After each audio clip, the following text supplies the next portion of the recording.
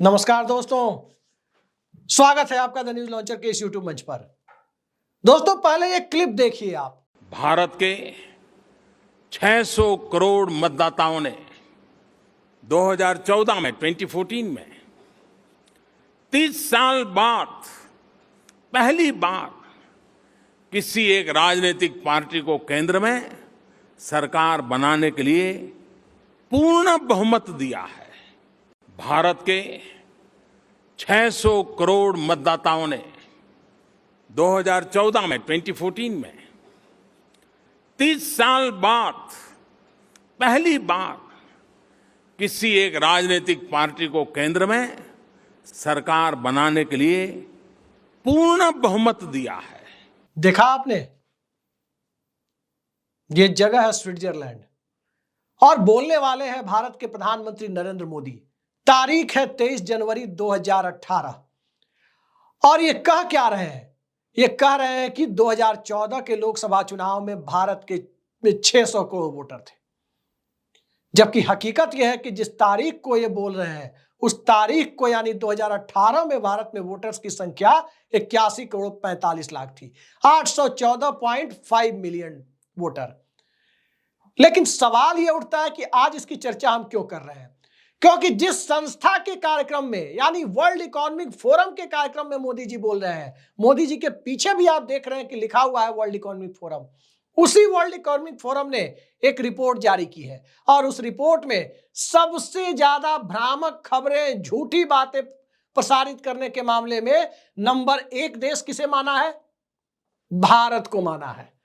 यानी जिस संस्था पर जाकर के, जिस संस्था के प्लेनरी सेशन में जाकर नरेंद्र मोदी ये कह रहे थे कि भारत में वोटर्स की संख्या 600 करोड़ है, उसी संस्था में दुनिया में सबसे ज्यादा झूठों का देश, झूठ बोलने वाले, भ्रामक खबरें फैलाने वाले, फेक इंफॉर्मेशन देने वाले लोगों का देश भारत को माना है। कमाल की बातें हैं।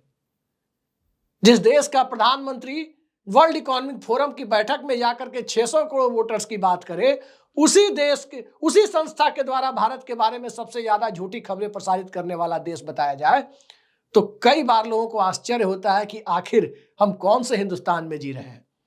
और ये रिपोर्ट ऐसे ही तैयार नहीं हुई है।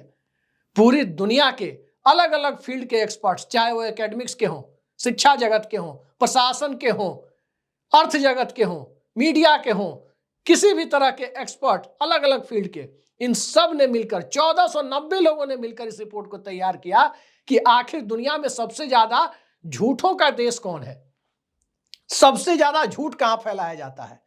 तो निकल के क्या आया?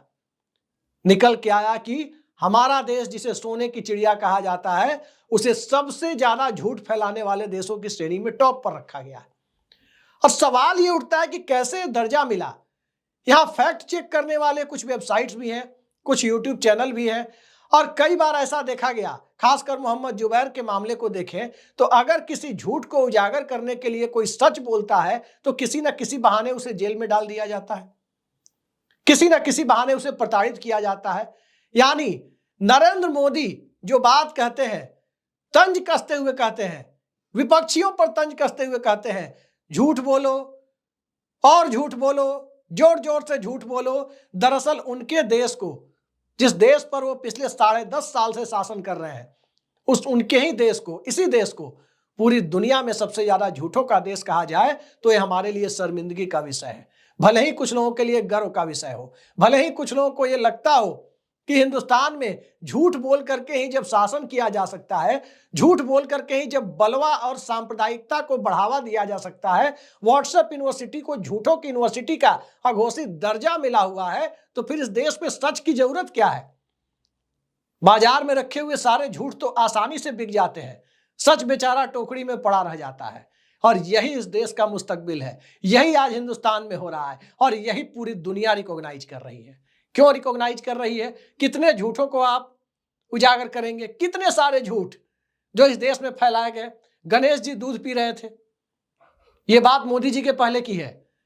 पूरे देश में लोगों को खाने के लिए, गरीबों को दूध नहीं मिला, पीने के लिए दूध नहीं मिल रहा, और इस देश में मंदिरों में 1995 का साल था, गणेश जी को दूध पिलाने वाले लोगों की लाइन लगी हुई थी, सब जाके गणेश जी को दूध पिला रहे थे। और कितने झूठ आपके सामने परोसे जाए, उसके बाद के दौर के झूठों की गिनती करते हुए आप चले तो फिर 15 लाख रुपए खाते में आने की बात भी है, जिसको बाद में जुमला बोल दिया गया। और जुमला किसी और ने नहीं बोला, जुमला उस वक्त के भाजपा अध्यक्ष और आज के गृह मंत्री, यशस्वी गृह मंत्री अमित शाह जी ने खुद बोला था कि यह 15 लाख वाली बात एक जुमला थी। अब सवाल यह उठता है कि सत्ता के शीर्ष पर बैठने वाले और इस देश के भाग्य विधाता मानने वाले लोग ही जब इस तरह से झूठ की खेती करने को प्रश्रय देते हुए नजर आए तो कैसे माना जाए कि यह देश सच्चे लोगों का देश है। भारत के अंदर की बात है, कोई बोलता तो उस संस्था को प्रतिबंधित कर दिया जाता।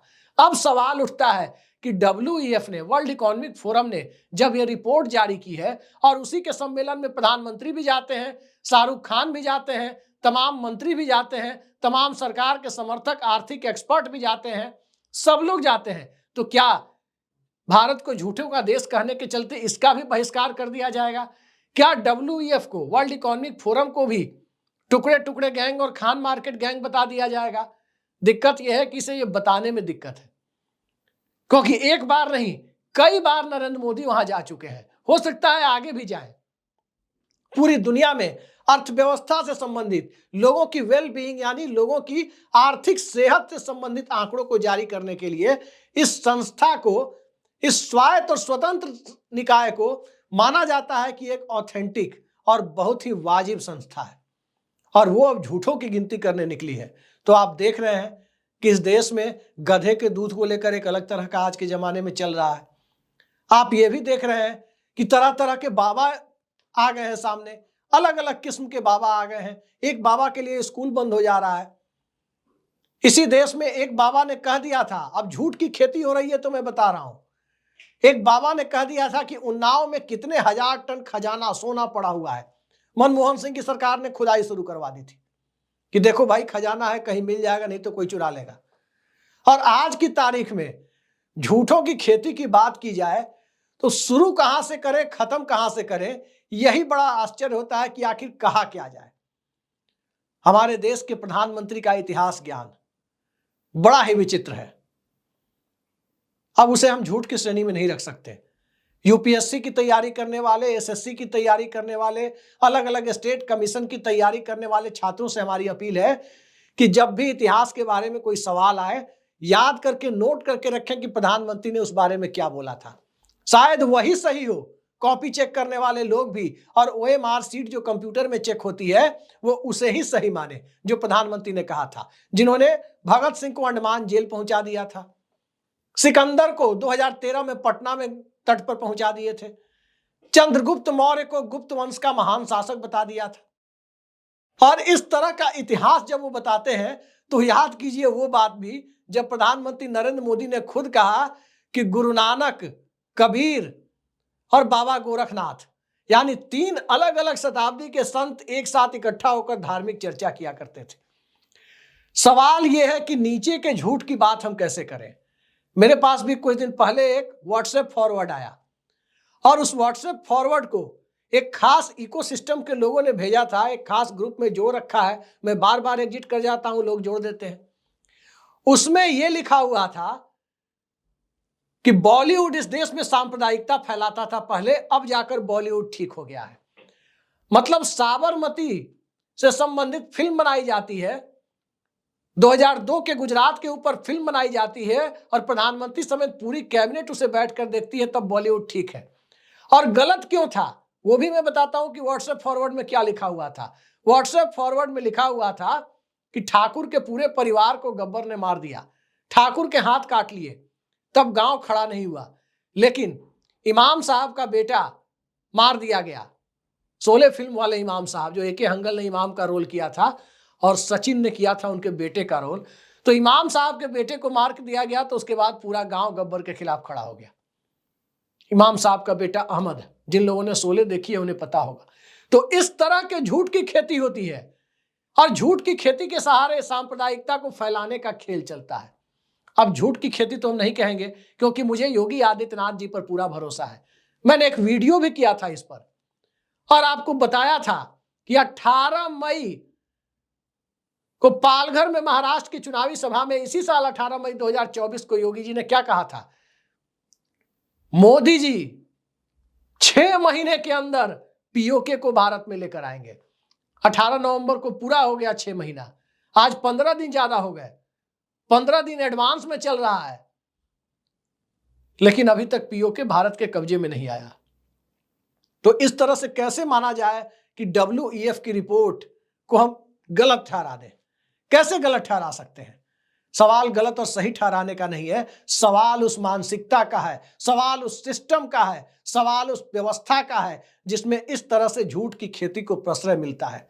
पूरी दुनिया के बीच कभी ग्रेट लॉयर यानी जाने माने विधिवेत्ताओं का देश माना जाने वाला भारत आज ग्रेट लायर का देश माना जाए, यानी दुनिया भर में झूठों का देश माना जाए, भ्रामक खबरें फैलाने वाले लोगों का देश माना जाए, तो इसे किस रूप में देखा जाए? क्या यही अमृतकाल है? क्या ऐसे ही झूठों की खेती के सहारे विश्व गुरु बना जाएगा? क्या इसी तरह से कब्रिस्तान शमशान से शुरू हुई बात अब यहां तक पहुंच जाएगी कि भैंस खोलकर कोई ले जाएगा, तो कोई किसी के घर में 4 कमरे हैं तो 2 कमरे ले लेगा, ये सारी बातें कही जाएंगी? जो ऊपर में कहा जाएगा जनता का एक बड़ा हिस्सा नीचे वही फॉलो करता है। ये भारत ही नहीं पूरी दुनिया का दस्तूर है कि यही होता रहा है। हम लोगों ने भी अपने बचपन के दौर से 2-3 साल की उम्र से देखा है कि हिंदुस्तान में लोग नेताओं को कैसे फॉलो करते हैं। हमसे पहले वाली पीढ़ी के लोग बताते हैं कि जब राजीव गांधी का जमाना था तो राजीव गांधी कंधे पर एक शॉल रखते थे, ऐसे तिरछा रखते थे, लोग उनकी नकल करते थे, उस तरह से शॉल रखते थे, कुर्ता पजामा पर जूते पहनते थे, स्पोर्ट्स शूज, वो भी लोग करने लगे। वीपी सिंह एक खास तरह की शेरवानी और टोपी पहनते थे, लोग उनकी नकल करते थे।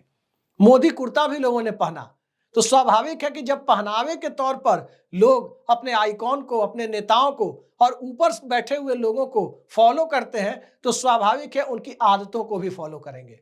तो क्या आज के हिंदुस्तान में मान लिया जाए कि झूठ ही सच है और सच के बारे में कोई भी बात करना इस देश में मौजूदा समय काल की परिस्थितियों में ये बिल्कुल ही तथ्यहीन हो चला है? कम से कम अंतर्राष्ट्रीय स्तर पर जो रिपोर्ट्स आ रही हैं वो इसी की तस्दीक करती हैं कि इस देश में झूठ और भ्रामक खबरों को लेकर शाम में टेलीविजन मीडिया पर आदमी भुकाओ कार्यक्रम चलता है। आदमी भुकाओ कार्यक्रम आपने देखा होगा कि किस तरह से आदमी को आपस में भौंकने के लिए कहा जाता है। अलग अलग टीवी चैनलों के कार्यक्रमों में आपने देखा होगा।